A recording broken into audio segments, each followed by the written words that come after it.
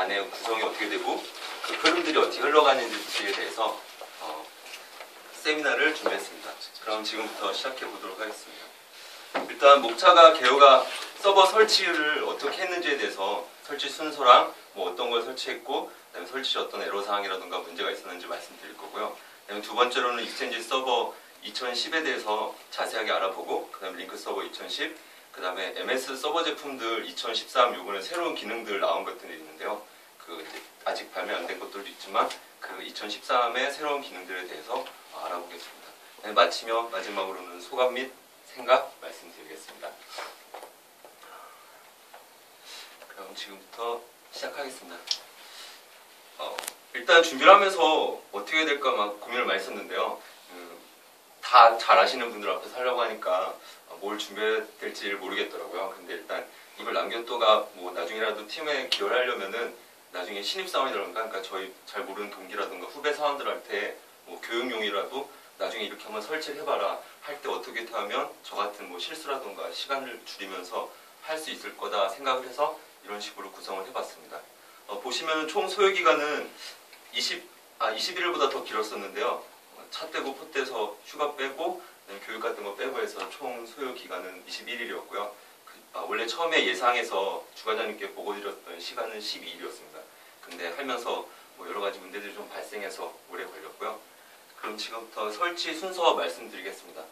먼저 제가 준비했던 거는 서버를 황명 과장님이 받으셨던 개발 서버를 하나 받아서 거기다가 모든 걸 다 설치해 보려고 했었는데 이 서버들을 설치하려면은 그 하이퍼 V가 되거나 VM이 돼갖고 여러 개를 만들 수가 있었어야 됐는데 제 컴퓨터가 그 사양이 안 떨어져서 그래서 이것들을 합쳐서 하느냐고 문제들이 좀 많았습니다. 그래서 다음 사원 알아보니까 저희 말고 저희 다음 사원들 컴퓨터부터는 하이퍼 V가 다 되더라고요. 그러니까 저희 것까지는 지금 안 되고 저희 다음부터 분들은 다 되니까 이거를 혼자 서버에서 자기 컴퓨터로 할 수가 있습니다. 그러니까 한마디로 뭐 개발 컴퓨터를 받아서 할 필요가 없이 지금 회사에서 지원받은 컴퓨터를 이 멀티부팅을 구성한 다음에 그 멀티부팅 구성한 VH에다가 보시는 것처럼 윈도우 서버 2008 R2를 먼저 깝니다. 그 다음에 2008 R2에다가 하이퍼 V를 구축하게 되면 여러 개의 가상 머신들을 돌릴 수가 있기 때문에 그 안에서 이것들을 차례대로 설치하면 되겠습니다. 그래서 먼저 설치한 다음에 액티브 디렉토리를 설치하고요. 그 다음에 익스체인지 서버를 설치하고 그 다음에 링크 서버를 설치하는 이런 순서대로 나가면 됩니다. 그리고 익스체인지 서버 안에서도 보면 처음에 메일박스랑 허브, 그 다음에 카스 서버를 먼저 설치해야 되고 그 다음에 경계선에 있어야 될 엣지 서버를 나중에 설치해야 됩니다. 그리고 링크 서버도 마찬가지로 엣지를 나중에 설치해야만 합니다. 그리고 옆에 보시면 소요기간이라던가 이걸 설치하면서 학습할 수 있는 내용에 대해서 적어봤습니다. 보시면 윈도우 서버 같은 경우는 5일 정도가 걸렸고요.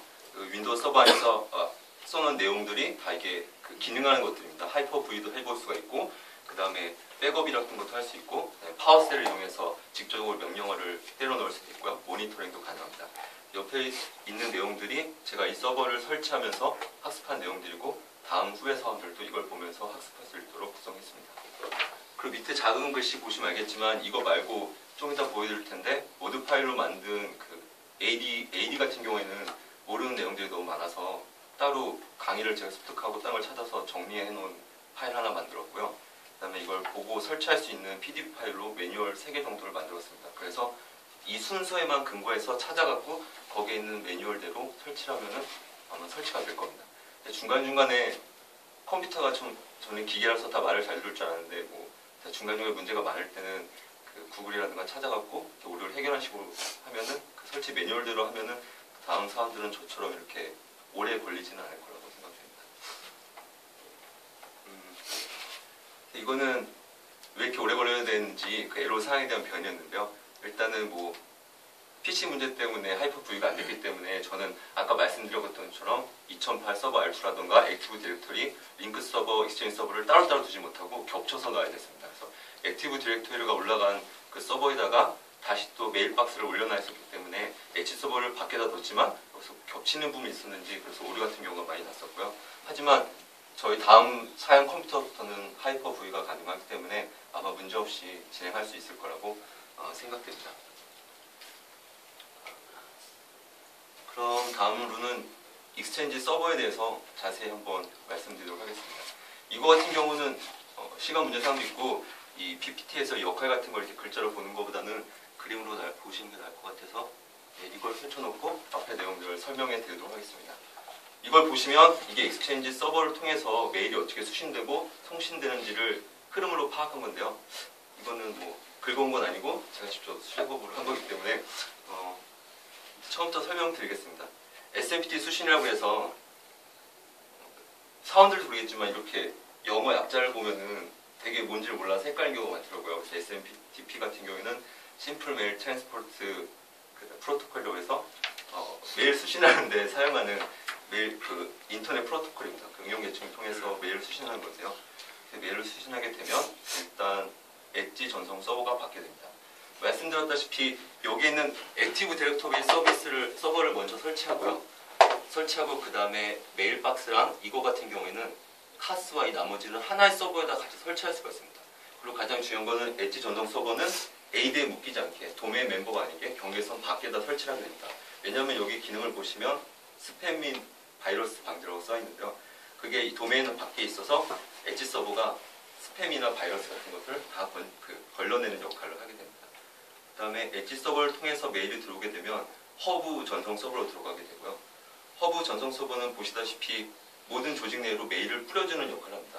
라우팅을 하게 되는 건데 이곳에서 분류를 통하고 중재사서와 그러니까 한마디로 중재자가 끼어들어서 임원이라던가 단체로 갑자기 실수로 전 사원에게 메일을 쏘게 되는 경우 같은 경우를 이 자체에서 막아 걸러낼 수가 있습니다. 중재자가 이런 것 같은 경우에 규칙을 적용하게 되면은 그런 것들을 설정해서 막아낼 수가 있고요. 그래서 사원이 회장이라든가 누구한테 메일 쓰는 것들이 이렇게 차단될 수 있는 것도 여기서 할 수가 있습니다. 중재자의 승인이 없이는 안 되게 만들 수가 있습니다. 그 다음에 허브 전송 서버를 지나서 사서함 서버로 갑니다. 사서함 서버가 어떻게 보면 클라이언트들이 가장 익스체인지라고 하면 생각할 수 있는 그 분류를 생각할 수 있는데요. 한마디로 전자 메일들이 이곳에 다 저장되어 있습니다. 그래서 이곳에 메일을 받으면 일단 사서함 서버에 가서 사서함 서버에 다 차곡차곡 저장이 되게 되는데요. 이곳에서 주소 목록이라던가 그런 오프라인 주소 같은 것들이 다 여기에 있게 됩니다. 사서함 서버에 있는 것들이 클라이언트 액세스 서버를 보시면요. 통합 메시징 서버를 보시면 됩니다.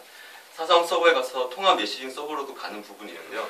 이 부분은 한마디로 나중에 링크라도 연결이 되는 부분인데 통합 메시징 서버에서 IT 게이트웨이를 거쳐갖고 PBX를 거친 다음에 쭉 내부 전화하고 외부 쪽으로 뿌려주게 됩니다. 한마디로 익스체인지에서도 음성 메일 같은 걸 주고받을 수가 있게 되는데 그거를 연결해 주는 것이 바로 통합 메시지 서버입니다.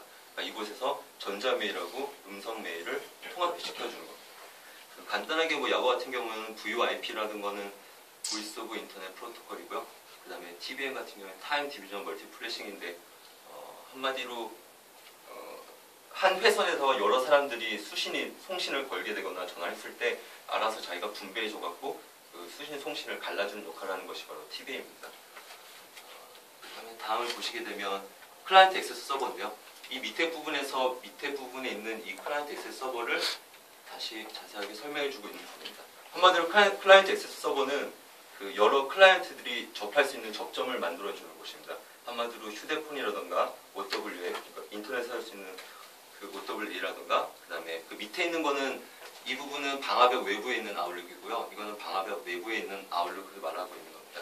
그래서 휴대폰 같은 경우에는 익스체인지 액티브 싱크라고 해서 이게 통해서 핸드폰에서 익스체인지 메일과 동결을 시켜줄 수 있고요. 그 다음에 POP3라던가 IMAP 같은 경우에는 보실 수도 있을 텐데 핸드폰 같은 경우를 설정하다 보면은 G메일이었나? 판메일 같은 경우는 POP3 같은 걸 쓰고요.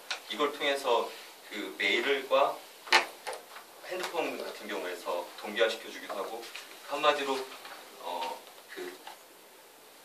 메일을 주고받게 기타 클라이언트들과 연결시켜주는 프로토콜이라고 보시면 되겠습니다.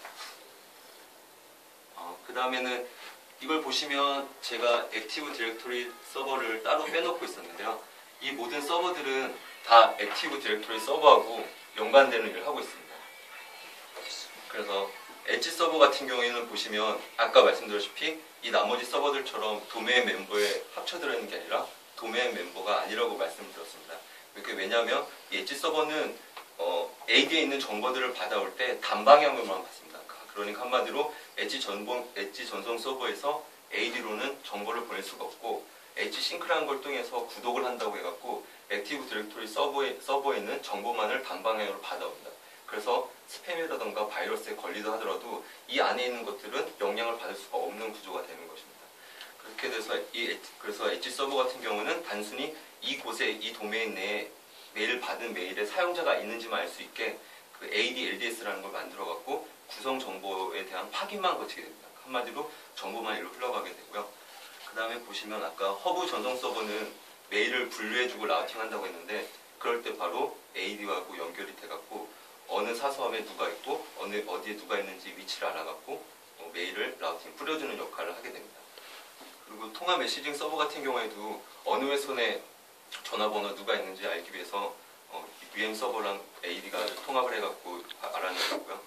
그 다음에 클라이언트 액세스 서버 같은 경우에는 오토벨을 열 때 보면 항상 그 아이디랑 인증번호를 치게 돼 있는데 그 클라이언트 액세스 서버가 하는 역할이 바로 그 AD하고 연결이 돼갖고 인증을 확인하는 역할을 합니다.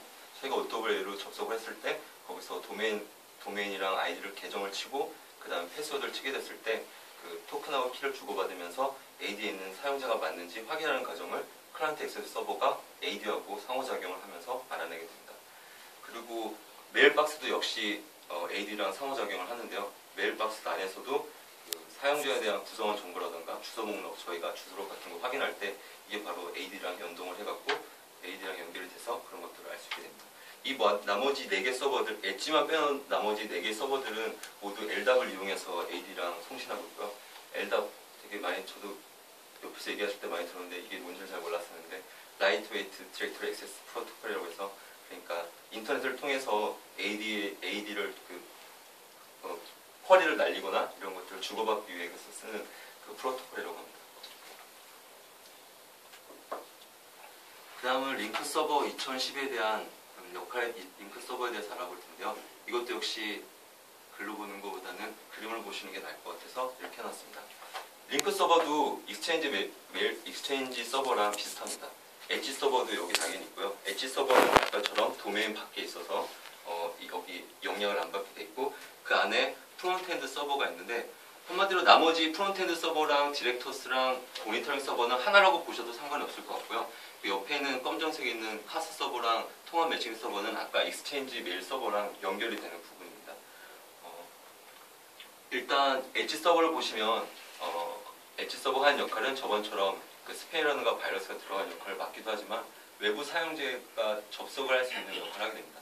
한마디로 리모트 유저라고 하게 되면 AD가 인증은 있지만 방화벽 밖에 있는 사람이라든가 그 다음에 알 수 없는 사용자, 그러니까 기타 클라이언트를 사용하지만 컴퓨터에서 링크를 설치한 다음에 저희 링크 서버 안에 있는 구성원이랑 링크를 통해 갖고 화상회라든가 이걸 하기 위해서 이런 것들을 연결해 주는 역할을 다 엣지 서버가 하고 있습니다. 그 다음에 디렉터스가 그 인증을 받아서 권한을 부여하게 됩니다. 외부 사용자들은 계정만 주게 되고 암호 같은 건 부여 안 하기 때문에 디렉터스가 그렇게 계정만 날려주는 역할을 합니다. 게스트를 초대할 수 있는 계정을 날려주는 역할을 하고 있습니다. 그 다음에 프론트엔드 서버는 말 그대로 그 밑에 있는 그 그러니까 링크가 깔려져 있는 컴퓨터라든가 핸드폰 이런 것들을 다 연결시켜주는 역할을 합니다. 그래서 링크 서버를 프론트엔드 서버를 통해서 핸드폰이나 그 데스크탑에서 링크를 사용하는 사용자들이나 다 같이 화상회의라든가 그 IM 메시징, 그러니까 인스턴트 메시징, 비즈 같은 식으로 채팅하면서 그런 회의를 할 수 있게 만들어주는 게 바로 프론트엔드 서버입니다. 그 다음에 중요한 역할이 이게 익스체인지 서버하고도 연결이 되는데요. 익스체인지 서버에 클라이언트 액세스 서버와 연결이 돼갖고 음성 메일을 주고받을 수 있게 해줍니다. 그러니까 음성 메일이 익스체인지로 들어왔을 때 그거를 링크를 통해서 확인할 수 있게 해주는 것이 바로 음성 메일에 연결돼서 그런 거고요. 그 다음에 통합 메시징 서버랑도 연결이 돼서 IM 상태 표시, 한마디로 저희 OWA에서 그 사용자를 봤을 때 메일에 있는 체미노가 있으면 체미노가 녹색 뿌리고 주황색 뿌리고 할 수 있는 그런 상태 표시라던가 그 다음에 이게 쉐어포인트랑 연결돼서 쉐어포인트 내에 있는 사용자가 접속 사용 대화 가능한지 부재 중인지 그런 것들을 알려줄 수 있는 역할이 이 통합 메시징 서버랑 프론트엔드 서버랑 연결을 시켜놔서 가능하게 됩니다. 그다음에 링크 서버 서버들이 이제 다 2013이 다 나오고 있는데요. 그래서 뭐 세미나도 저도 몇 번 두 번인가 참여하고 있었는데 그런 서버 제품들에 대한 새로운 기능들을 알아보는 것도 중요하다고 생각해서 대부분이 아직까지 한글로 번역이 안 돼 있었고요. 그런 제가 그냥 대충 좀 부족한 영어 실력으로 좀 했기 때문에 일단 링크 서버 같은 경우 보면은 2013에 제일 중요한 새로운 기능은 HD급 화질을 보장한다는 거였습니다. 그래서 5명까지 화상회가 가능한데 지금 같은 화질이 아니라 HD급 화질을 지원한다는 거였고요. 그리고 태블릿 PC에서도 이제 화상회를 가능하게 만들어준다고 합니다. 대신 근데 안드로이드 OS는 아직 지원이 안 된다고 되어 있었고요. 그 다음에 한화면에서 표시할 수 있는 것들이 많아졌는데 그 한화면에서 링크 서버에서 사용자하고 대화를 할 때 참석자들의 목록이라던가 얼굴을 보여주면서 그 밑에 회의라는 PPT까지 띄워놓고 회의를 할 수 있게 만들어주는 기능이 링크 서버 2013에 있습니다. 그리고 얼마 전에 기사에도 났었는데요. MS가 원래는 MSN 메신저를 하다가 얼마 전에 이름을 바꿔서 라이브를 했었고 그 다음에 MS가 스카이프를 8조? 그렇게 해서 인수를 했는데 그걸 여태까지 사용을 안 하고 있었는데 이제 스카이프를 통합을 한다고 합니다. 그래서 지금도 스카이프의 판매일 계정으로 들어갈 수가 있고요. 그래서 MS가 지금 최종적으로 바라보는 거는 이런 인스턴트 메시징을 보낼 수 있는 거를 스카이프로 다 통합을 하려는 것 같습니다. 스카이프를 통해서 인터넷 전화도 할 수 있고 회의도 할 수 있고 인스턴트 메시징도 보낼 수 있는 그런 걸로 통합되어 가고 있었습니다. 그 다음은 익스체인지 서버 2013의 새로운 기능인데요. 보시면 일단 91% IOPS가 감소됐다고 그러는데, 그러니까 인풋 아웃풋 그 측정하는 그 비율이 2010 대비 91% 감소돼서 디스크 비용이 감소된다고 써 있었습니다. 그리고 디제스터 리커버리에서도 별도의 디스크 복제 솔루션이 필요 없게 되었었고, 제가 재밌게 봤던 거는 아웃룩 내에다가 앱을 집어넣을 수가 있다고 합니다. 그래서 지금 아웃룩에다가 앱 같은 걸 집어넣어서 그러니까 팀원들의 일정을 앱이 스스로 파악해서 그러니까 일정의 캘린더가 있는데 그 안에 이렇게 빈 시간들을 앱이 뭐 이렇게 다 조사를 해갖고 지금 이 시간에는 뭐 미팅 시간을 잡을 수 있다고 하는 뭐 그런 식의 앱도 만들 수 있다고 하는 거를 세미나에서 들었었습니다. 그런 이 앱 같은 경우는 제3 밴드에서 사서 집어넣거나 아니면 자체 개발해서도 넣을 수 있게 됐다고 합니다. 그 다음에 쉐어포인트 서버 2013 새로운 기능인데요. 지금에 비해서 이거는 저번에 최정훈 과장님 세미나 들었을 때 들었던 내용들 들어가 있는 거예요. 일단 문서 드래그 앤 드랍이 편해져서 보니까 문서 같은 경우도 그냥 마우스를 통해서 드래그 드랍해서 집어넣었다 뺐다 할 수 있고요. 그 다음에 테마 변경 다양해져서 웹 디자이너가 자유롭게 수정하는 것이 가능해졌다고 합니다. 그리고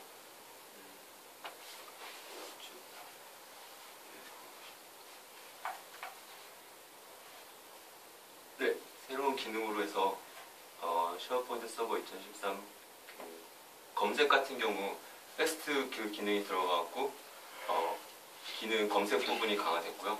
그 다음에 팀 폴더라는 걸 만들어서 아까 쉐어포인트 익스체인지 서버에 있는 팀 폴더랑 그 쉐어포인트는 2013 양쪽에서 팀 폴더를 만들 경우에 둘 다 양쪽에서 볼 수 있는 그런 기능을 지원한다고 했습니다.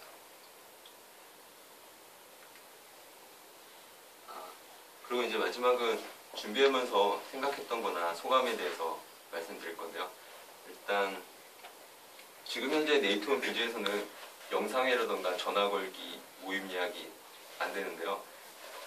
그거 같은 경우에는 저희가 비즈를 쓰기 때문일 수도 있지만 제가 볼 때 저희가 신입사원 초반 때 많이 들었던 뭐 세미나 같은 경우가 스마트워크가 막 대세라고 했는데 나중 되면은 이런 영상회의라던가 영상회의 같은 회의 같은 경우에는 스마트워크에 있어서는 어떻게 보면 원거리에 있는 구성원들이나 구성원들끼리 일을 조율하는 데는 가장 필요한 요소라고 해서 영상회의 같은 경우 도입됐을 때는 도입되는 게 되게 상당히 유리하다고 생각해서요. 영상회의 같은 부분이 도입됐으면 좋겠다고 저는 생각했고요. 그 다음에 쉐어포인트 2013에서 되게 많은 새로운 기능들이 있었는데 그 중에서 저는 소셜하고 검색 기능이 가장 뛰어난다고 생각을 해서 그 소셜 같은 경우에 이제 자기가 그 구성원들에 대한 구성원들 사람이나 어떤 문서라던가 그런 아니면 폴더 자체 같은 경우에 팔로잉 하게 되면 그에 대한 그 피드백을 바로바로 받을 수가 있는데 그런 부분이라던가 일을 함에 있어서 문서들은 점점 많아지는데 그거에 대한 검색 기능이 강화됐기 때문에 쉐어포인트 2013에서 가장 눈여겨봐야 될 점은 소셜과 검색 기능이라고 생각을 했습니다. 그 다음에 지금 서버 제품들 쭉 한 번씩 돌려보면서 보니까 그전 버전보다는 눈에 띄게 새로운 기능들이 많이 나온 것들이 있었는데요. 그런 것들은 새로운 기능 같은 경우에 되게 눈에 띄는 키가 되는 부분 같은 경우는 부각시켜서 전체적으로 업그레이드 되는 것을 제안하는 게 좋다고 생각했습니다. 그다음에 이거는 약간의 사담이 섞인 거지만 소감에 대해서 말씀드리면요. 서버를 설치하는 것을 보니까 매뉴얼들은 자세하게 나온 것도 있었지만 서버를 그 순서대로 클릭을 해봐도 어떤 경우 같은 경우는 원인을 알 수 없는 오류들이 많이 뜨더라고요. 그래서 뭐 로그를 본다든가 뭘 봤을 때 그 오류 번호들을 찾을 수 있지만 처음에는 한국어 웹들 같은 경우는 한국어로 된 것들만 봤었는데 그렇게만 봤을 때는 해결책이 거의 안 나오지만 그러니까 구글 같은 경우에다 영어로 오류를 쓰게 됐을 때 영어 부분을 읽어보면은 해결책이 거의 다 나와 있더라고요. 그래서 저도 영어 공부한 지 입사할 때 빼놓고는 그 독해라든가 한 지가 너무 오래됐었는데 영어 공부가 좀 잘 돼서 영어 같은 경우가 좀 많이 된다면 이런 것 같은 문제 해결하는 데도 상당히 많은 도움이 된다고 생각했습니다. 그리고 전체적으로는 이걸 하면서 저보다 더 많이 아는 분들 앞에서 PT가 됐기 때문에 자료 중점은 나중에 신입사원이 들어왔을 때 한 일주일이나 2주일 코스로 잡아서 자신의 컴퓨터로 제가 했던 것처럼 서버를 따로 받을 필요가 없고 자신의 컴퓨터를 멀티부팅을 통해 갖고 교육할 수 있게 만들었기 때문에 그 자료를 통해서 사원들도 스스로 한번 학습해 볼 수 있을 거라고 생각했습니다.